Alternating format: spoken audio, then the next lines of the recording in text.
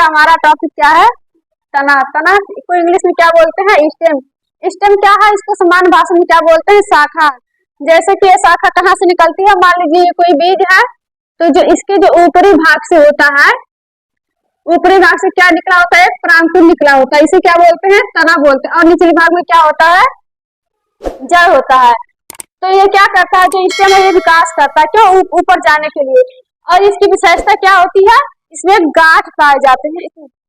और ये क्या होता है? इसकी हानि सबसे ज्यादा किससे होती है? कि जब इसका छाल निकाल लेते तो इससे सबसे ज्यादा हानि होती है, जबकि पत्ती से सबसे ज्यादा हानि किससे होती है? पेड़ों को इसका जो छिलका होता है इसको छील देते हैं तो इसकी क्या होता है? इसका हानि हो जाता है। जब पत्ती होती है क्या होता है? पत्ती के गिरने से इतना हानि नहीं होता है जितना इसको छीलने से होता है। और ये तना जो है ये कितने प्रकार का होता है? 3 प्रकार से होता है। कौन कौन होता है? वायवीय तना, अर्धवायवीय तना और भूमिगत तना।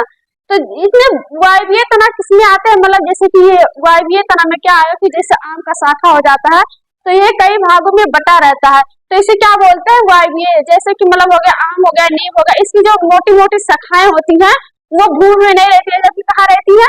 ऊपर में रहती, ऊपर से एक शाखा से दूसरे शाखा में रहती है, तो इसे क्या बोलते हैं? वायवीय तना बोलते हैं। और अर्धवायवीय तना क्या होता है? कि मतलब जो आधा जमीन पे रहता है और आधा जमीन के अंदर रहता है। जैसे क्या होता है?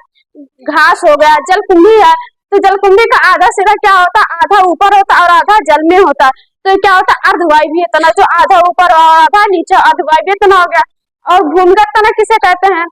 भूमिगत तना तो मतलब जैसे वो खाने में आ जाता है, जिसकी मतलब नीचे गांठें पाई जाती हैं उसे क्या बोलते हैं? भूमिगत तना। जैसे हो गया आलू, हो गया अदरक, हो गया लहसुन, हो गया ओल, हो गया, ये सब क्या है? भूमिगत तना। जैसे कि मतलब ये भूमिगत तना हो गया। जैसे कि इसमें क्या है? किसी से पूछो अगर मालूम, बहुत लोग को इतना नहीं पता रहता है कि मतलब ये मूली जड़ है कितना, तो मूली क्या आएगा? जड़ आता है। क्यों आता है? क्योंकि जो इसका वो ये शेप होता है ये शंकुकार होता है, नीचे इसके क्या होता है? ये टोपी के आकार का होता है। तो ये क्या करता है? इसमें कुछ लगा होता है तो जमीन को नीचे खोदता है, और ये क्या होता है? इसे क्या बोलेंगे? जड़ बोलते हैं। जैसे मूली हो गया, शलजम हो गया, गाजर हो गया, ये सब क्या होता है? जो इसका ऊपरी भाग है ये क्या करता है? ये सीधे जमीन में जाकर रहता है, तो इसे क्या बोलते हैं? जड़ हो गया।